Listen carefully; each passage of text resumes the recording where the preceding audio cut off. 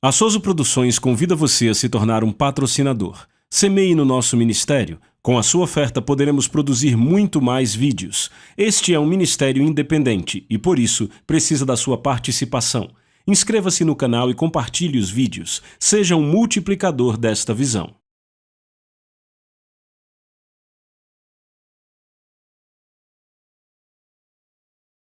Os versículos usados nos vídeos que traduzimos nem sempre correspondem a versões em português. Muitas vezes precisamos traduzir do original em inglês para fazerem sentido no contexto do vídeo.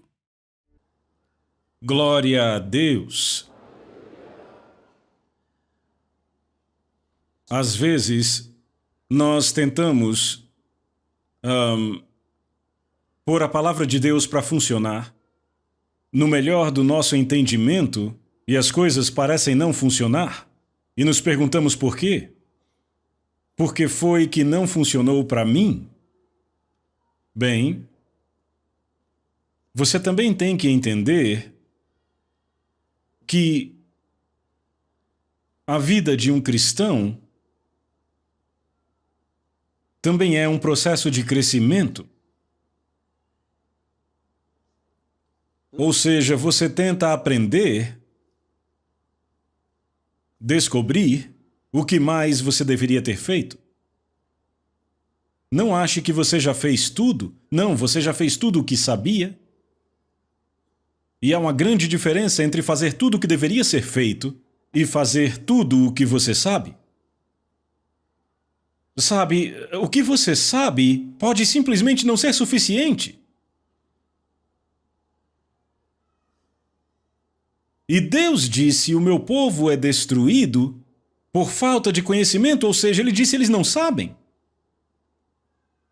Então, a falta de conhecimento é o ponto fraco da maioria do povo de Deus. É aí que eles têm problemas. Não é porque os problemas são difíceis demais para eles.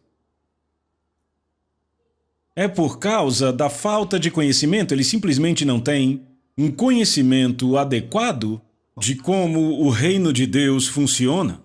E quando você estuda na Bíblia, especialmente nos evangelhos sinóticos, Mateus, Marcos e Lucas, você descobre que Jesus tentou explicar para nós de várias formas como o reino funciona. Ele dizia algo assim: o reino de Deus é como se... O reino de Deus é como... Entende? Em outras palavras, ele estava ensinando a eles como o reino funciona.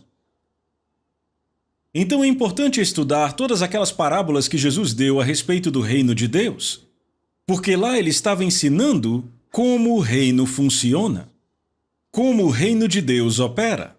E é isso que muita gente não entende, como o reino opera.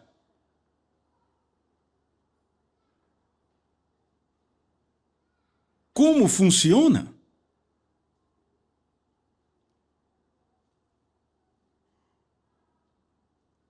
Por exemplo, uma criança nasce surda e muda, e os pais são cristãos, eles não sabem o que fazer. Porque eles não sabem como o reino funciona. Isso não é um problema. É um problema para aquele que não nasceu de novo, mas não para você. Mas, pelo fato de você não conhecer, você se preocupa, você chora por isso, você vai de lugar a lugar, procurando uma solução, clamando por ajuda. Mas de jeito nenhum é um problema. Não é um problema. A pergunta é como é que o reino funciona? O que mais eu devo saber?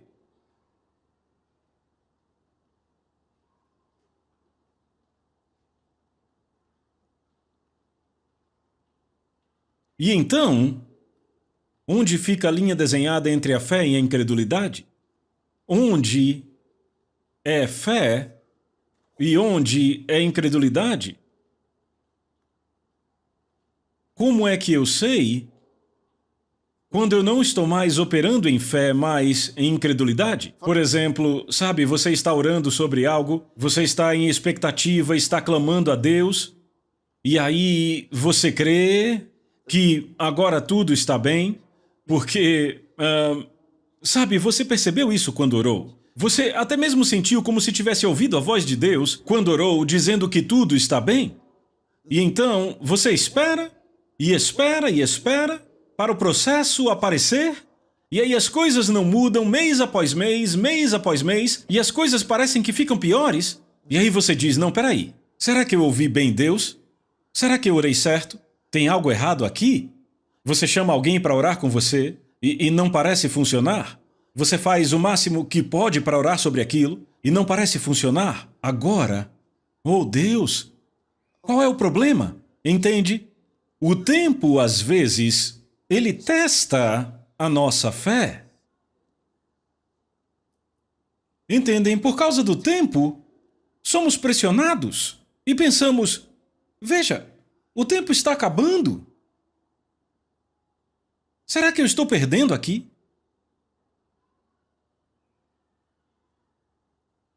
A pergunta é, como é que eu sei que aquilo sobre o que eu estou orando, eu recebi?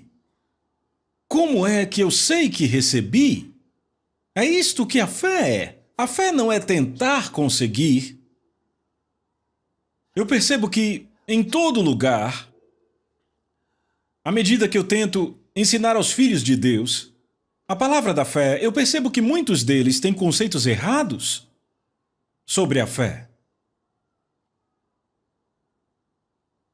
A fé não é uma coisa que você usa para conseguir algo de Deus. Já tentei explicar tanto isso. É algo que eles não entendem. A fé não é uma coisa que você usa para conseguir algo de Deus.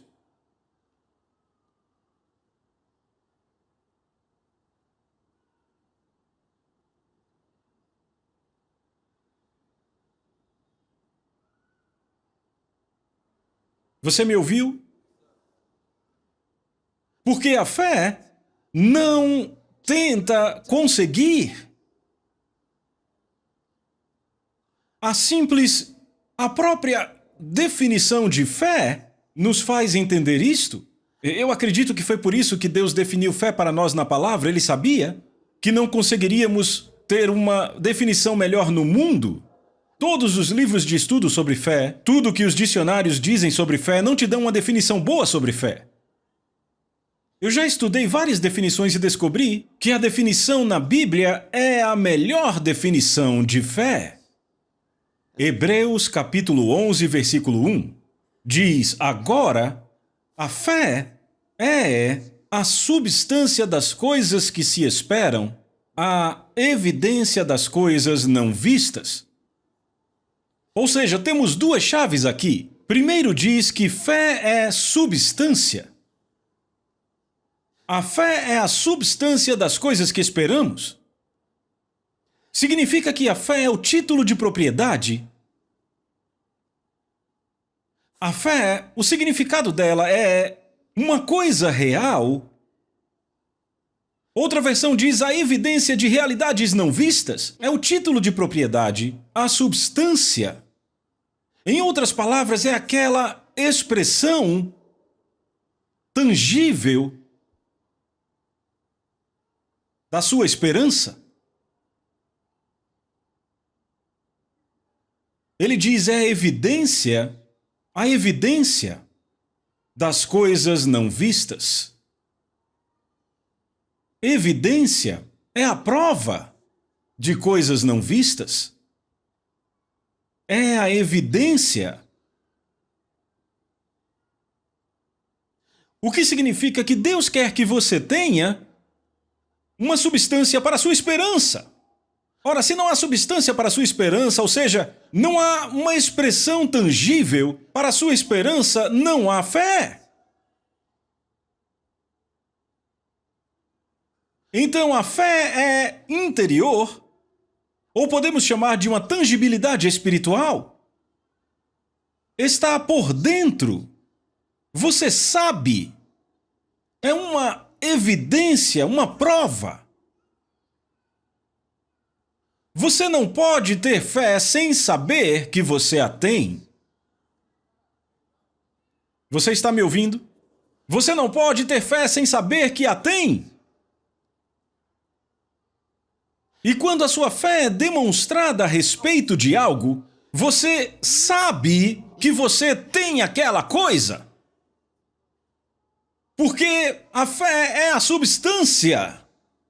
E se é a substância, significa que você pode tocar, pode se relacionar com isso. Dentro de você, você sabe. Os outros não conseguem ver, mas você tem a evidência. Talvez você não consiga provar para outra pessoa, mas você sabe porque sabe porque sabe que você tem. Porque pode ser que eles não consigam ver, mas você tem a evidência para você. Só porque uma mulher parece grande, não significa que ela está grávida com um bebê. Pode ser um tumor. Mas ela pode dizer que tem um bebê.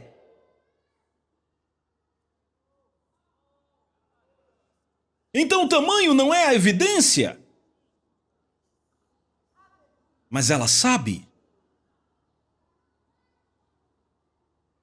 Você ainda está aqui. Quando você entende a fé, seus medos desaparecem. Porque a fé é o oposto do medo. O medo é confiar na habilidade daquela coisa que você não quer, na presença dela ou no poder dela. Fé é confiar na habilidade de Deus, mas o medo é confiar na habilidade do seu adversário. Se você tem medo do que o diabo pode fazer com você, significa que você confia na habilidade do diabo? Ou seja, você tem fé no diabo? Então, medo é a fé negativa. Então não existe ninguém que não pode ter fé. Aleluia! Por que é que eu estou dizendo isso hoje? Alguém precisa disso? Esse nem é o assunto sobre o qual vou falar. Alguém precisa disso hoje. Eu nem ia falar sobre isso. O que eu quero começar a falar com vocês hoje é o que eu chamo de consagração cristã. Consagração cristã.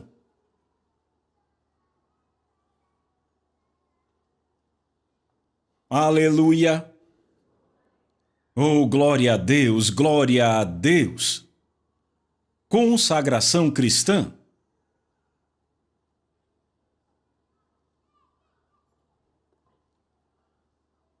Eu poderia ter apenas dito consagração, mas como eu entendo que há muitos cristãos que entendem errado o assunto e muita coisa tem sido dita a respeito disso. Eu quero ver pela palavra o que a palavra diz, o que Deus diz. O que é que a Bíblia diz? Isso é o mais importante, não importa o que você tem crido. Há muitos anos alguém diz, eu creio nisso há muito tempo. Não importa. Se uma mentira tem sido contada há 20 anos, isso não a torna uma verdade? Ainda é uma mentira. Aleluia. Então vamos pegar uma passagem. Romanos, capítulo de número 6.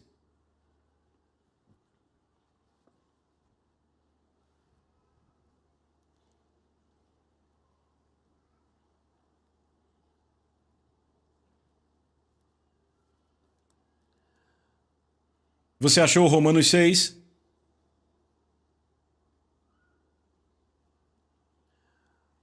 Eu vou ler a partir do verso 12.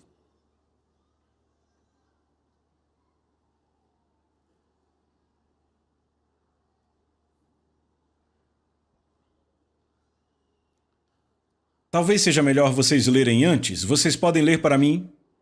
2, leiam. Não reine, portanto, o pecado em vosso corpo mortal, de maneira que obedeçais às suas paixões. 13. Nem ofereçais cada um os membros do seu corpo ao pecado como instrumentos de iniquidade, mas oferecei-vos a Deus como ressurretos dentre os mortos, e vossos membros a Deus como instrumentos de justiça. Louvado seja Deus! Certo, eu vou ler para vocês. Na versão King James, não deixe o pecado desta forma reinar no seu corpo mortal para lhe obedecerdes em seus desejos. Nem inclinem, marquem a palavra inclinem, nem inclinem os seus membros como instrumentos de injustiça para o pecado, mas inclinai-vos a Deus como aqueles que estão vivos dentre os mortos. Inclinai-vos a Deus como aqueles que estão vivos entre os mortos, e os seus membros como instrumentos de justiça a Deus. Verso 14. Leiam juntos, 2, leiam. Porque o pecado não terá domínio sobre vós, pois não estáis debaixo da lei, mas debaixo da graça. Louvado seja Deus! Agora, verso 15. Pois que pecaremos porque não estamos debaixo da lei, mas debaixo da graça, de forma alguma. Ok. Agora, se vocês notaram, no verso 12, ele diz, não deixe desta forma o pecado reinar no seu corpo mortal. Ele diz, não deixem o pecado reinar sobre vocês. Não deixem o pecado reinar no seu corpo. Não deixem o pecado ter o domínio sobre vocês. Isto nos diz algo. Se Deus diz, por exemplo, se eu digo a vocês, não deixem aquela pessoa entrar. Se você soubesse que ela é mais poderosa do que você pensaria, que tipo de instrução é essa que ele deu? Ora, aquele cara é maior do que eu. Eu não consigo pará-lo. Você olha para ele e pensa, eu não consigo pará-lo. Certo?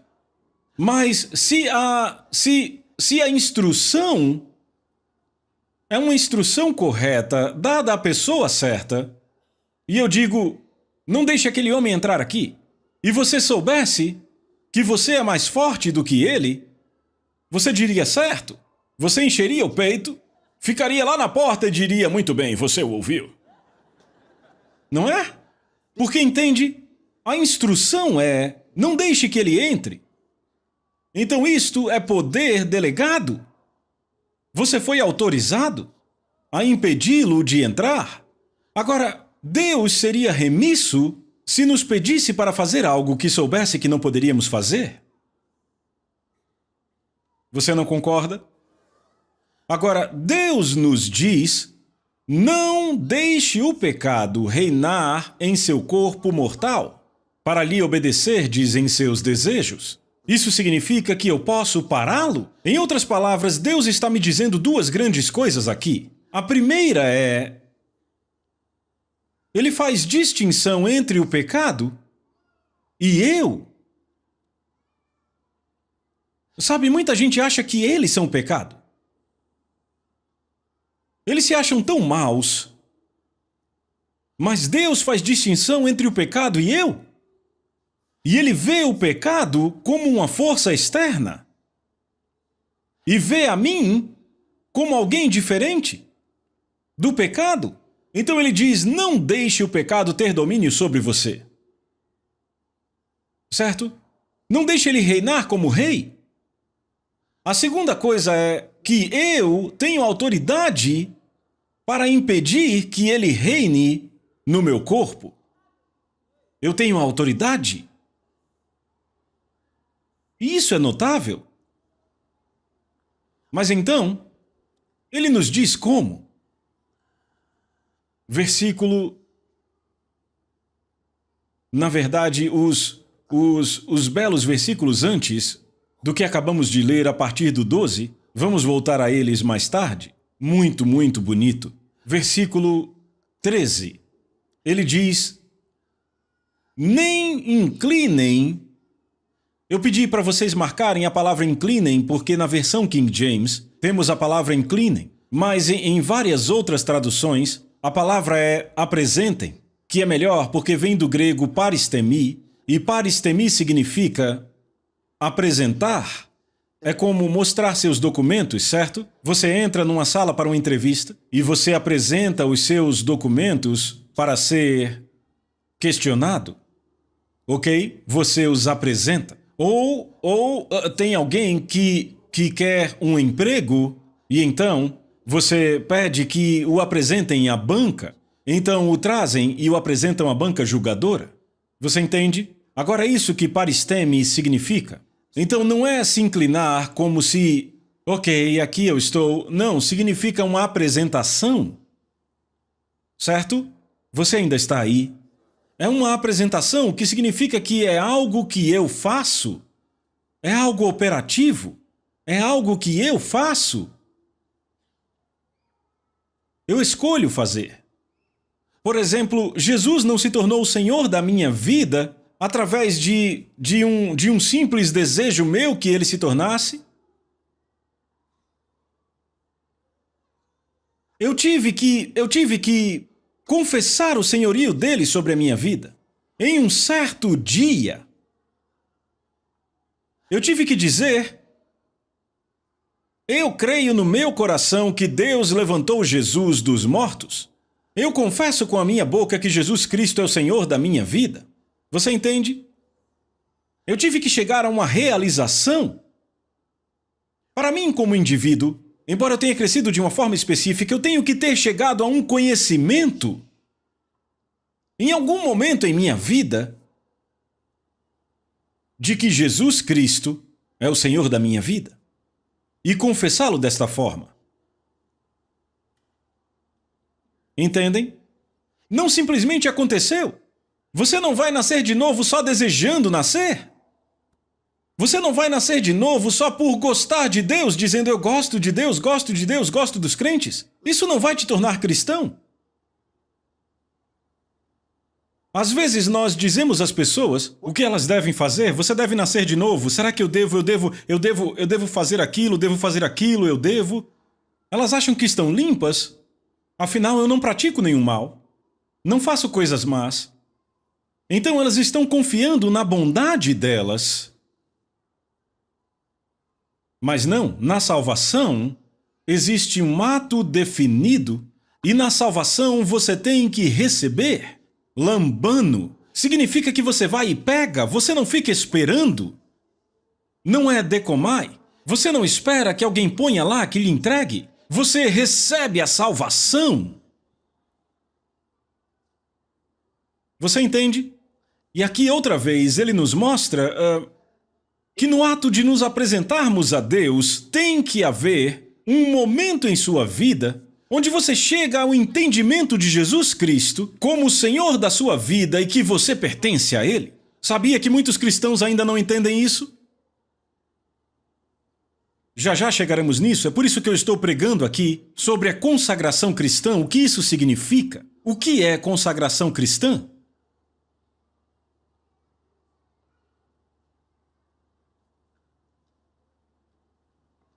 O que é a consagração cristã? Em 1 Coríntios capítulo 6, versículo 20, a passagem declara algo muito claro para nós. Leiam para mim. Eu quero que vocês vejam.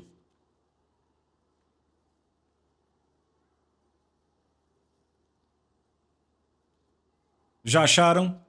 O que é que diz? Porque fostes comprados por um preço. Outra vez? Aí diz que você foi comprado por um preço. Ora, vamos! Não vamos! Uma noite dessas eu estava pregando aqui, nós estávamos no meio de um culto aqui, e eu estava pregando que Deus, Ele não existe por nós. Ele não vive por nós. Nós vivemos para Ele. Nós existimos para Ele. Ele não está lá por nós.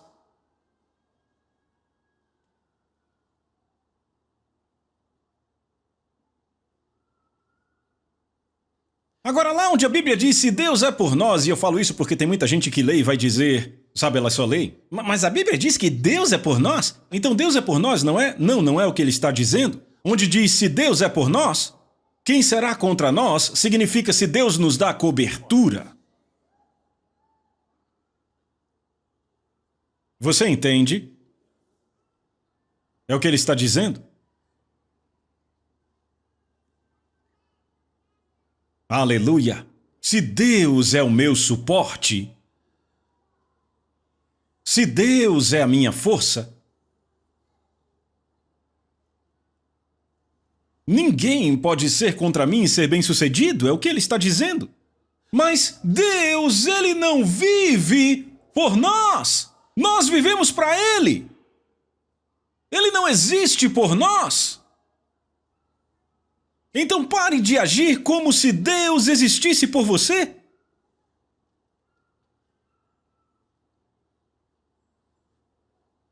Você está aí? Veja, é muito fácil para nós escrevermos uma lista de coisas que queremos que Deus faça para nós. Sabe, eu recebo alguns pedidos de oração. Quero que Deus faça isso e aquilo, na família, nas finanças, no emprego e nisso e naquilo. E temos uma longa lista. Será que você já se sentou com um pedaço de papel e uma caneta dizendo quais são as coisas que Deus quer que eu faça? Quando você crescer, você fará isso? Quando você é bebê, você fica, papai, eu quero pão, quer pão. Isso é um bebê! Papai vai sair e a criança chega e diz, papai, compra uma bola pra mim. Compra um sapato, compra, traz, me dá. Preciso de um telefone, eu quero isso, quero aquilo. E o que é que o papai diz? Muito bem, muito bem, muito bem, eu trago. Mas quando o filho faz 15 anos, ele não diz, me compre isto. Você sai e diz a ele o que fazer. Limpe isso, limpe aquilo, você lava isso, você lava aquilo, e quando eu voltar eu quero ver limpo. É assim. As coisas mudam. Muda quem dá as instruções. Você ainda está aqui? E aí você nasceu de novo faz 5 anos. Eu peço ao Senhor para fazer isso para mim, eu peço ao Senhor, eu peço ao Senhor. Você nem o conhece. O Senhor? Quando você o conhece como Senhor, aí você para com isso. Eu disse a Deus que esse emprego me pertence. Você disse a Deus? Você está batendo bem? Você sabe quem Deus é? Eu disse a Deus que esse emprego é meu. Eu disse a Deus que eu vou casar agora. Eu disse a Deus isso e aquilo. Você disse a Deus? Você ainda não viu nada. Você nem tem medo de dizer a Deus? Vai dizendo. Não, quando você conhece a Deus, para de dizer a Ele. Você diz, Senhor. Você no instante se humilha.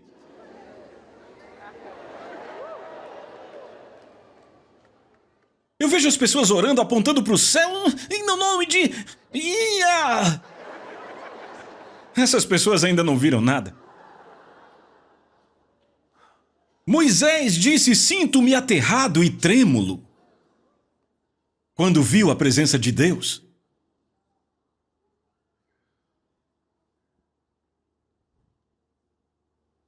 Quando você o encontra, cada fio de cabelo, da sua cabeça até o dedo do seu pé, fica arrepiado assim. Eu digo às pessoas, quando você vir Jesus, no instante seus joelhos dobram. Aleluia. Um homem em Trinidade odiava tudo sobre Jesus. Não deixava a esposa ir para a igreja. E aconteceu uma cruzada perto dele. E ele ficou olhando pela sua janela, com raiva, dizendo, o que é que eles estão fazendo aqui? Estão incomodando todo mundo. A esposa dele foi ao encontro, ele ficou tão irado. E enquanto ele olhava pela janela, ele decidiu procurar por sua esposa e trazer aquela mulher burra de volta para casa. Bem, ele chegou lá.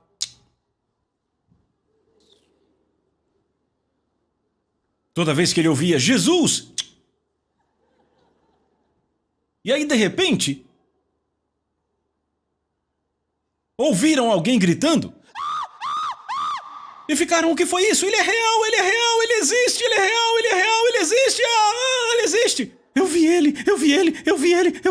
O que houve? Jesus ficou em pé diante dele. Ele viu Jesus. E o mestre disse a ele que ele era perdoado dos seus pecados. Rapaz, ele não conseguiu ficar quieto. Ele gritou, de alegria, de empolgação. Sabe, ele queria contar para o mundo inteiro. Jesus é real, eu o vi, ele se tornou a testemunha da noite. Ele odiava Deus e odiava tanto Jesus, mas agora subiram foi ele na plataforma e ele disse a todo mundo, ele é real. Você não precisa passar por isso, ele é real, irmão. Aleluia. Ele é real, bem real. Glória a Deus. Então ele diz para você se apresentar. Então, verso 13, nem apresentem os seus membros, está falando dos membros do seu corpo, certo? Os membros do corpo. Nem apresentem os membros do seu corpo como instrumentos de injustiça para o pecado, mas apresentem-se para Deus. Apresentem-se para Deus. E lemos lá em 1 Coríntios 6, verso 20, onde diz que fomos comprados por um preço. Fostes comprados por um preço. Eu quero saber de vocês, quantos de vocês já descobriram que foram comprados por Jesus? Sabe, achamos que ele nos salvou, como, sabe, eu estava afundando no pecado e Jesus veio com uma corda e me puxou para fora. Não, Senhor. Não. Essa é uma péssima ilustração da salvação. Não é a mesma coisa? Eu estava afundado no pecado, como um homem que está afundando ali, e Jesus veio e me tirou para fora. Não! Eu digo 1000 vezes não! Esta não é uma ilustração da salvação que vem de Cristo. Eu quero te dizer qual é a melhor ilustração da salvação, se quisermos usar um homem se afogando.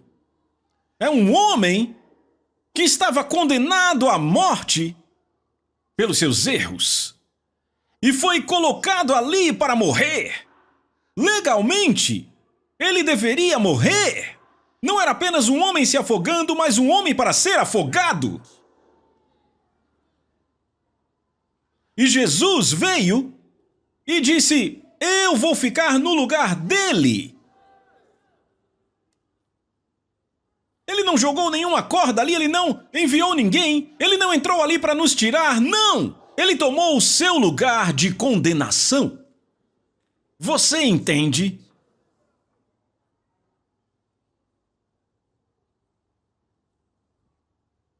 Jesus tomou o nosso lugar de condenação. Foi isso que ele fez por nós. Então falamos de salvação. Você não está falando de um homem que te salvou de algo, sabe? Simplesmente fazendo algo. Não! Ele te salvou entregando a si mesmo no seu lugar para que você pudesse ficar livre e ele fosse condenado no seu lugar. Isto é a salvação de Cristo. Você tem que entender isso. Isso sim é uma coisa séria. Porque o homem morreu por você. E aí está você vivendo sua própria vida da forma que quer viver. Como é que Deus aceita isso? Porque entenda, aceitar a salvação de Cristo significa que você aceita que Ele tomou o seu lugar e agora você deve viver para Ele. Esta é a escolha. Do contrário, esta salvação não é sua. Aceitá-la significa que você aceita viver apenas a vida que Ele te deu para viver. 2 Coríntios 5.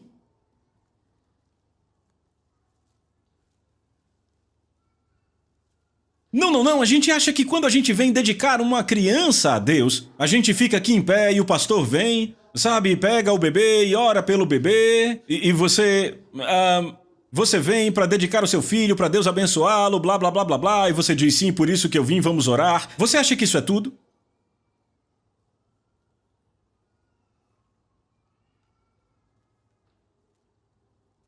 É mais do que isso?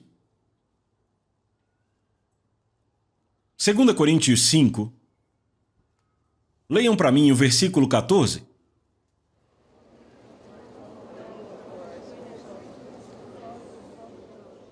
Desculpem, não entendi nada.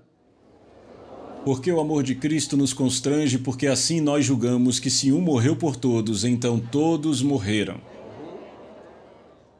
Continuem. 15. E ele morreu por todos para que os que vivem não vivam daqui em diante para si, mas para aquele que morreu por eles e ressuscitou.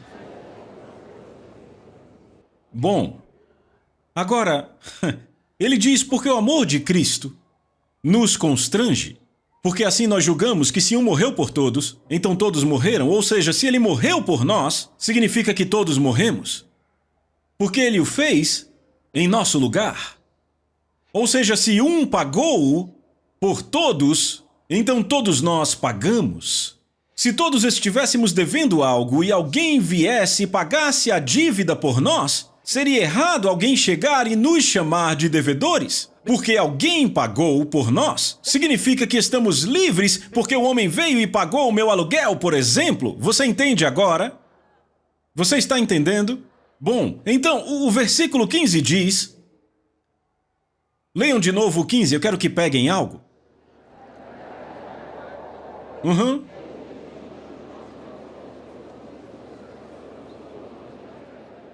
É isso. Ele diz, e ele morreu por todos. Ele morreu por todo mundo, para que os que vivem não vivam daqui em diante.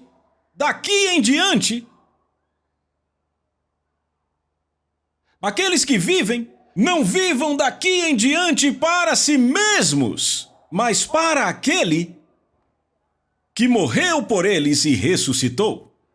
Em outras palavras, sua vida agora deve ser vivida para ele. Você não pode mais viver para si mesmo. Veja, não é cristianismo fazer suas próprias escolhas. Eu amo um irmão chinês. Há muitos anos eu ouvi uma bela história sobre ele. E muitos cristãos ao redor do mundo já ouviram sobre isso e acabou se tornando um belo testemunho, uma bela expressão da nossa consagração a Deus.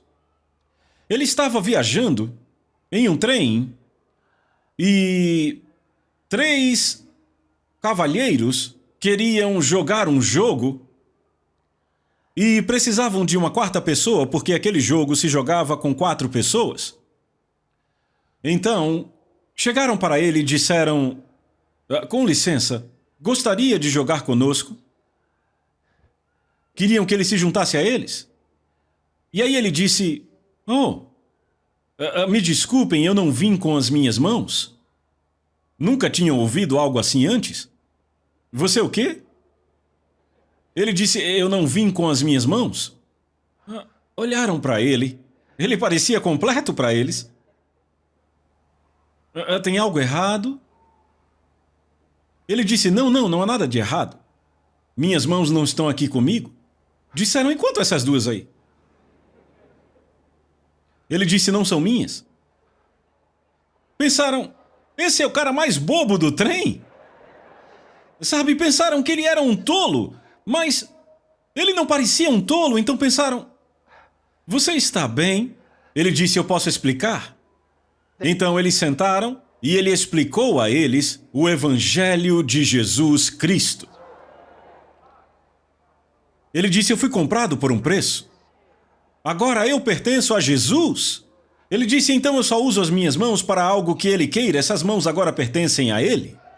Elas só fazem as coisas que ele quer que elas façam. Tem alguém aqui? Eu gosto disso. Eu gosto disso. Eu não vim com as minhas mãos. Oh, Deus! Que pensamento! Que pensamento! Que pensamento! Que pensamento! Que pensamento! Você foi comprado por um preço. Você pertence a Deus, não a si mesmo. A Bíblia diz: não sois de vós mesmos. Não sois de vós mesmos. Você já pensou sobre isso? É disso que a salvação trata, a razão pela qual, sabe, tem muita gente cujas vidas estão confusas, elas, sabe, você ficaria impressionado se Deus nos mostrasse o conteúdo da oração de muita gente. Você entenderia para onde elas estão indo. Mas não deveria ser desta forma. Acabei de descobrir que meu tempo acabou. Bem, a gente vai continuar. Ei, levante as mãos para Ele. Obrigado, Senhor Jesus. Aleluia. Glória, bendito seja Deus. Bendito seja o Deus Altíssimo, que nos abençoou com todas as bênçãos espirituais nos lugares celestiais em Cristo Jesus. Ele mudou nossas vidas, nos encheu com o Espírito Santo. Oh, glória a Deus! Obrigado, Senhor Jesus. Nós te adoramos. Louvamos o seu glorioso nome. Aleluia! Louvamos o seu glorioso nome. A Soso Produções convida você a se tornar um patrocinador. Semeie no nosso ministério. Com a sua oferta poderemos produzir muito mais vídeos. Este é um ministério independente e, por isso, precisa da sua participação. Inscreva-se no canal e compartilhe os vídeos. Seja um multiplicador desta visão.